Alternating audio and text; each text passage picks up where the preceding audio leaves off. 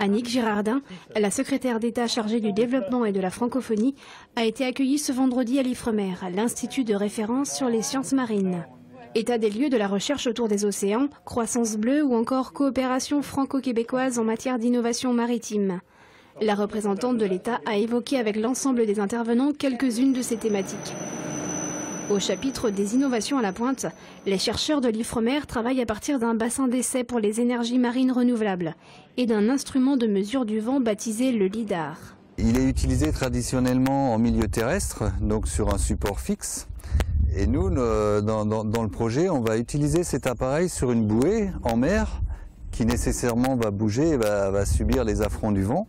Et donc on va essayer de corriger et d'améliorer l'instrument de mesure, d'améliorer le LIDAR grâce aux essais qu'on fait cette semaine avec l'Hexapod. Concrètement, cet outil, une fois installé en pleine mer, permettra de mesurer le potentiel éolien d'un site offshore.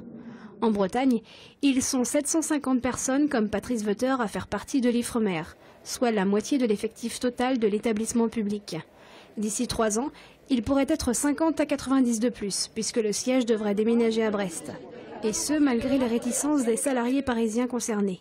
Ce transfert, il est toujours prévu. Il est prévu pour 2018. Les travaux sont prévus commencer en fin de cette année. Tout cela se fait dans la concertation, dans l'échange. Et comment faire autrement que d'avoir ici, à Brest, un pôle beaucoup plus... un pôle renforcé sur les questions maritimes quand on sait effectivement que Brest est à le 4e niveau ou représente la 4e place mondiale en matière d'océan et de recherche océanographique. Donc pour moi c'était essentiel qu'Ifremer puisse être ici en plus grande force demain. Une décision aberrante sur le plan stratégique et économique selon les 2 principaux syndicats, qui voient un éloignement des instances de pouvoir.